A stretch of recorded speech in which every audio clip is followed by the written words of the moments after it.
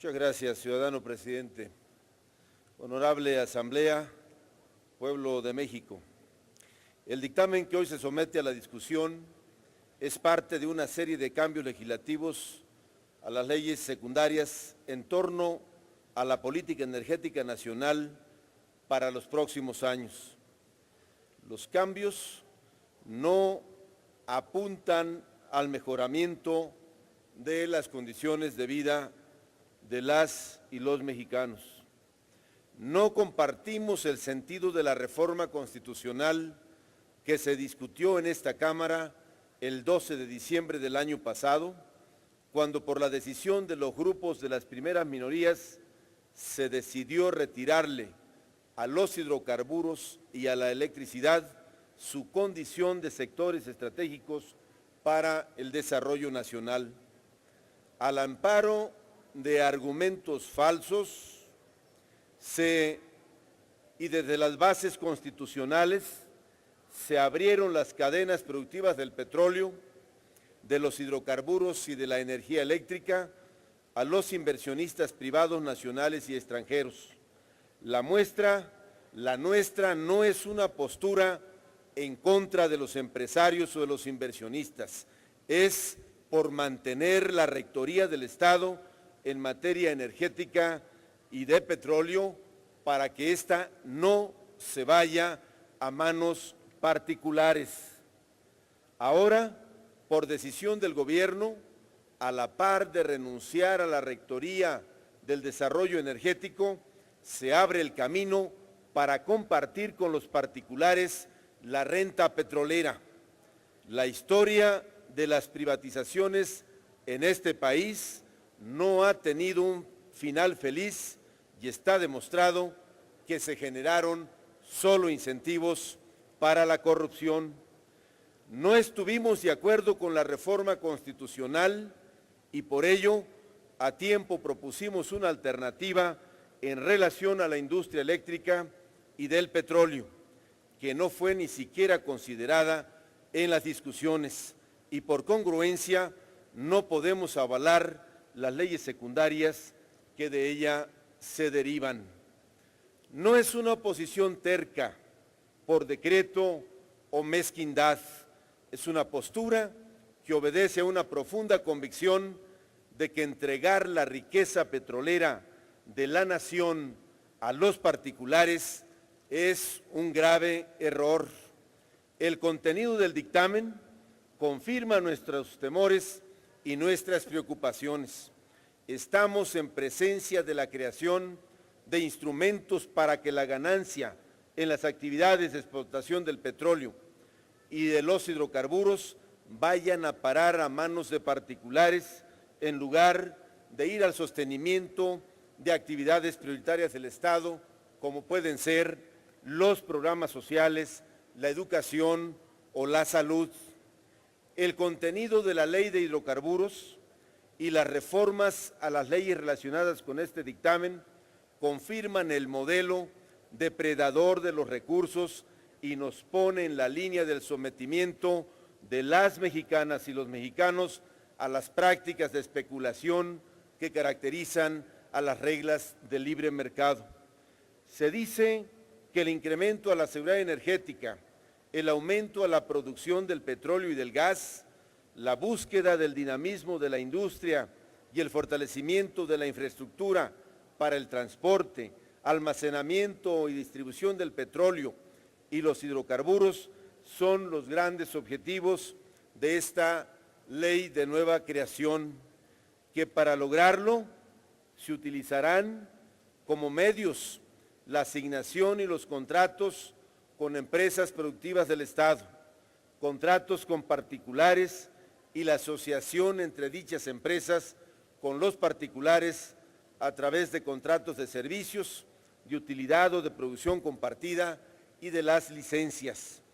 Al revisar los objetivos, las formas y los medios que la iniciativa de ley de hidrocarburos contempla, nos damos cuenta del establecimiento de mecanismos con los que se pretende legalizar el despojo a la nación de sus recursos naturales más preciados y que tanto significan para la historia y el desarrollo de nuestra patria.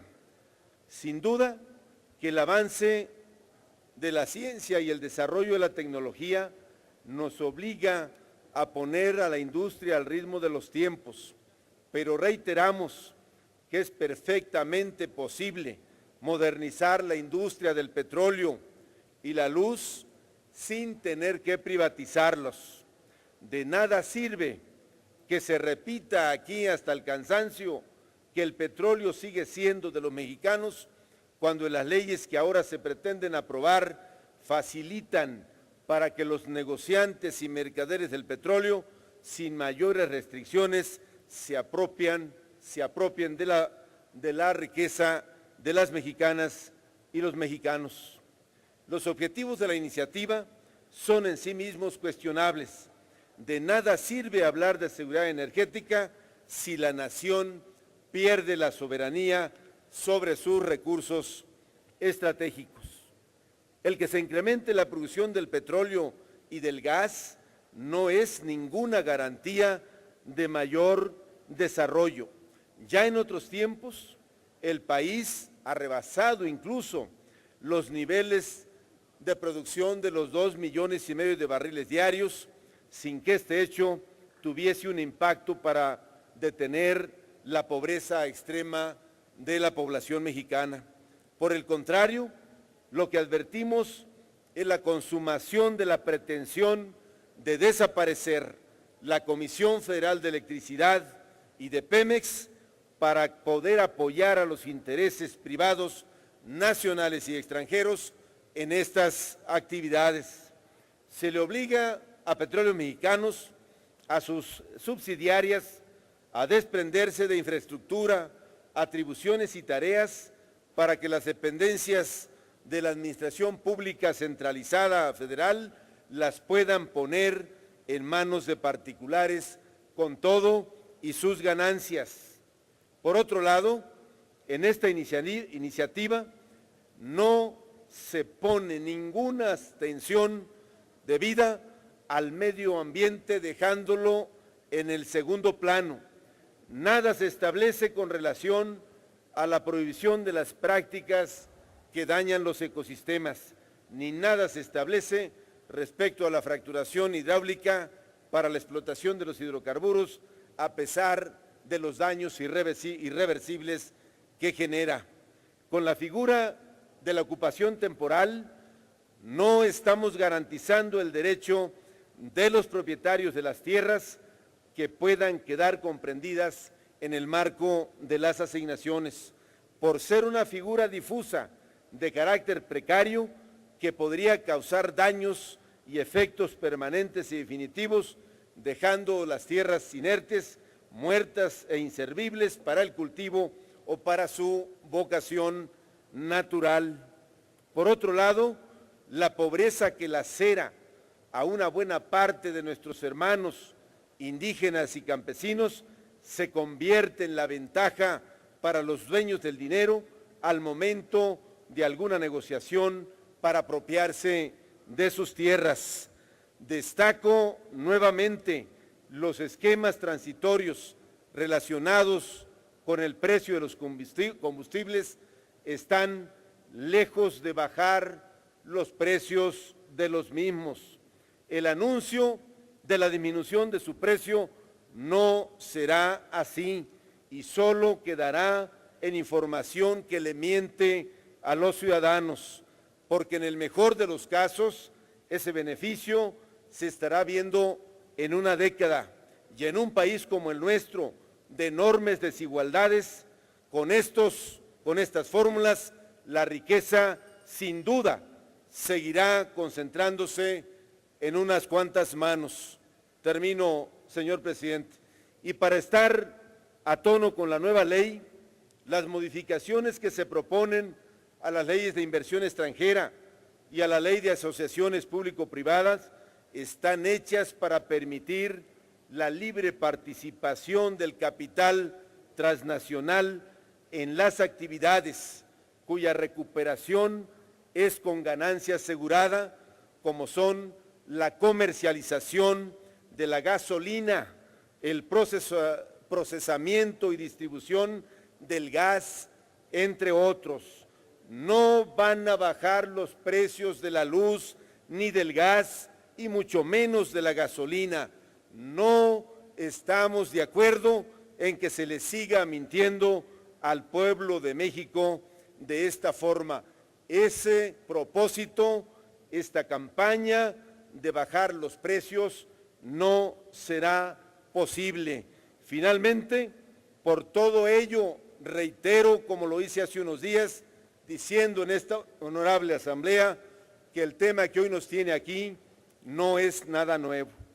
Son los coletazos del dominante modelo económico neoliberal, depredador, excluyente y empobrecedor, cuya característica más visible es la concentración de la riqueza en unas cuantas manos.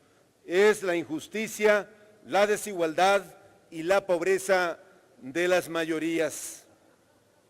Este modelo ha llevado en 3 décadas a México a ser uno de los países más desiguales de la tierra, en donde la mitad de su población vive en la pobreza y en la pobreza extrema, de la mano con otras desgracias, la violencia, la migración, la desesperanza y el rompimiento del tejido social. Por eso, ni siquiera es el fondo de este debate la discusión de las leyes reglamentarias en materia energética, sino la visión del modelo de país que queremos, un país, una nación que aproveche plenamente sus riquezas para mejorar las condiciones de vida de todas y de todos, o el país donde la riqueza se sigue concentrando en unas cuantas manos, mientras la mayoría carece de lo elemental. Por estas y por muchas razones más, las diputadas y los diputados de mi grupo parlamentario votaremos en contra de estos dictámenes. Muchas gracias, presidente. Muchas gracias, compañeras y compañeros.